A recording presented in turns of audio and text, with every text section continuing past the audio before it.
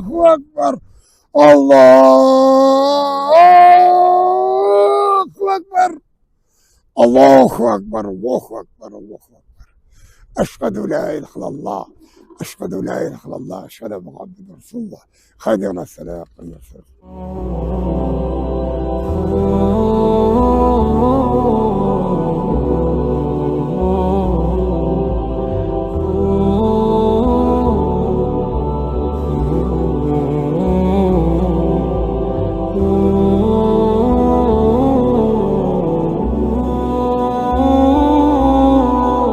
Allahu Akbar.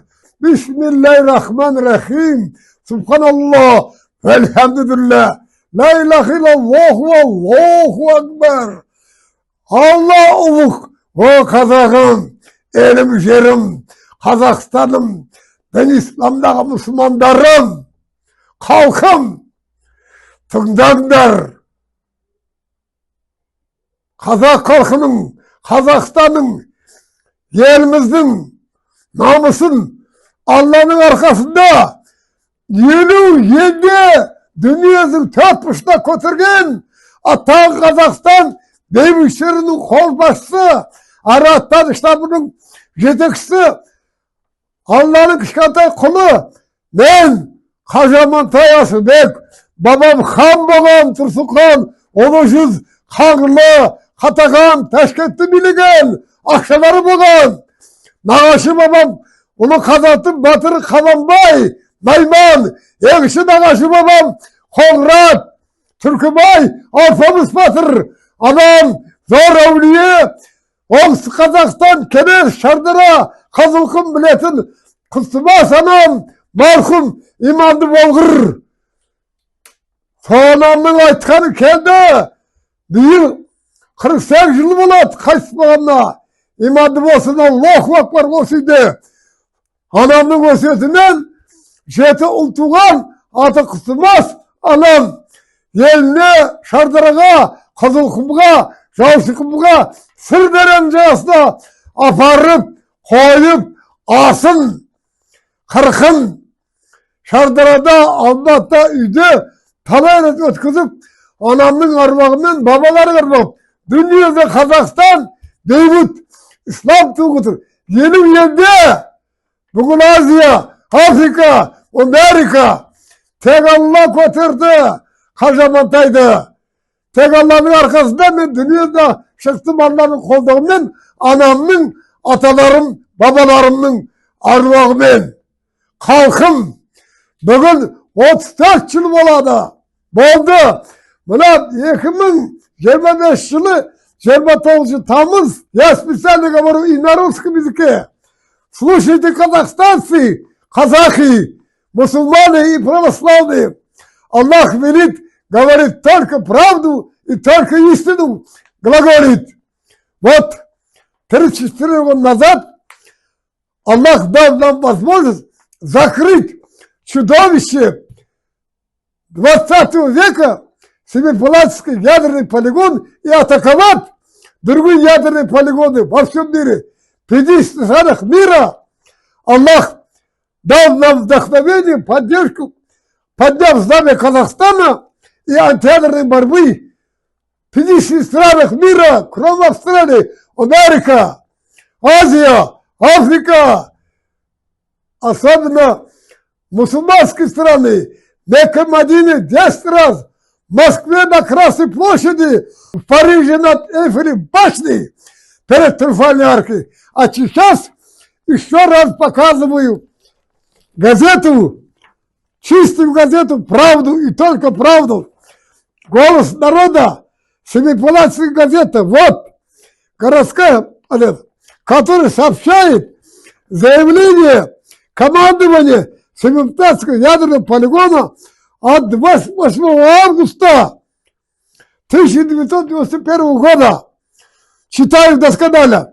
Исходя из сложившейся в стране обстановки и требований общественной организации Марша мира, АТАК Казахстан, Невада, Семипалатск и всех других общественных организаций, однозначно заявляем, что никаких ядерных взрывов на полигоне не будет и полностью солидарны с объявлением 29 августа 1991 года простым днем работы полигона как ядерного. С заявлением ознакомлен лично и участвовал при составлении председателя общественного комитета Марша мира «Атака Казахстан», а также руководитель Народного штаба по ядерных полигонов Амантай Хатимир Асылбеков, начальник полигона Ильенко генерал-лейтенант, Парфенов генерал-майор Сафонов и протокол совместного совещания командования полигона и руководства Марша мира о закрытии полигона, который подписал вот. И еще на казахском языке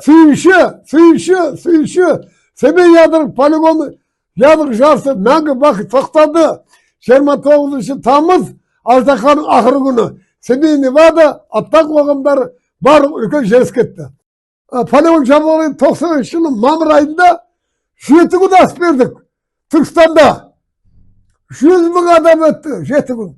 Сонда халықтың мені қарсы алып Амантай батыр қазақ халқының жасасын деген ұрандар болды. Олжас ағамызға Нобельский премия деп мен таққа атаққа дүниеге таласпаймын.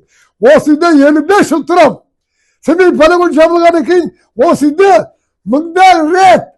мыңдаған зағиптар, Семейдің наймандар, албандар, қазақ халқы келіп мың рет астан дәрт етті. Жақында ғана айналайын Мырзақұлов Әділғазы өлді. Апар Семейдің қазағы алсыз жар аудан апарып қойдық. Мына Азамат Айтжанов 100% көрмейді айналайын. Мир Тұрытбай, жасасы Қажаматай, деп жүрген Ефименко, Володя, о да қайтыс болды. Мен бұлардың бәрін Алланың бұйрығын болғаны кейін орындаймын. Өкіметтен, Ахматтан ешкімнен көмек алған жоқ бұл. Менің ерім, менің жерім, гүлің болып, егілімен, жарың болып, төгілімін елім, туған жерім менің, Қазақстаным. Наш лозунг «Солнце и свобода», наш клич от предков, клич от там, детей всех стран и народов, вмешай сердцем Казахстан, а сейчас ради исцеления планеты от всеобщих зол, а там Казахстан совершает марш спасения и сокрушает произвол. Наша мечта была, чтобы Казахстан был суверенным, независимым государством, осуществилась, но бандиты, захватывающие власть, привели Казахстан к тому, что коррупция, мафия укоренилась, полигонның жабылғанына 34 жыл құтты болсын. Қазағым, елім, жерім Қазақстан, ұлы иманды, дәстүрі дамыған, қуаты, қайраты, зор болып, мықты, мәңгі бақи жасай берсін. Аумин, Аллаху акбар. Мен туралы талай Қазақстанның жаулары ақпараттан өтірік айтып, түрмеде отыр деп, сорлы бейшаралар, ақымақтар, мен өмірімде ішімге зиян қатаң болған шығар, келтірген емеспін. Халқым ұлы мемлекет болады, аттан халық күресін бастап тұр, Алла соған жеткізеді. Амин, Аллаху акбар, амин. Бүгін ерекше күн 29 тамыз, бұл күн Семей полигонының арнайы түрде жабылған күні. Бұл күнді мен ұмыта алмаймын. Бұл күндерде біз газетте қызмет етіп жүрдік. Амантай Қажы Асылбеков сол кезде, одан бұрында осы ет жүрегі қопарыла айқайлап жүретін, полигон жабылсын, зардап шегіп болды халқым деп сол сөздер есімде. Сондықтан мен бүгін дәл осы айтулы күні Амантай Асылбековке, Амантай Қажыға арнаған өлеңімді оқып берсем деймін.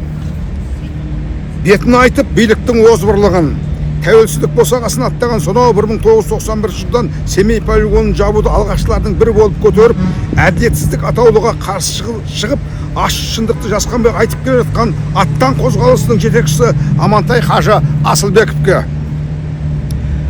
Тәуелсіздік деп едік, бөлек әні керісінше боп шықты. Неге бәрі? Ердің ері Амантай Асылбеков сол баяғы аттандап келеді әлі. атым оты улады шашқан зәрі, ешчей алмай еліміз жатқан дәлі, қаймықпастан Амантай Мәскеуіңнен жабылсын деп полигон аттандады. Халық жоғын әу баста жоқтасқан боп, айқай салып артынша қоштасқан көп, полигонның зардабын айтуменен Амантай аттан тоқтатқан жоқ.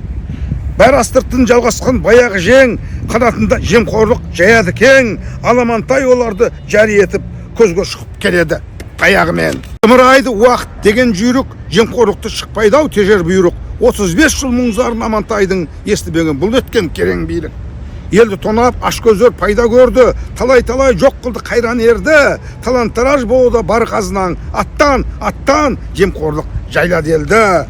Көп белсенді ел мұңын айталмайды, жеме-жемге келгенде қайқаңдайды, озбырлықтың пысынан ығады олар, Амантай олардан тайсалмайды.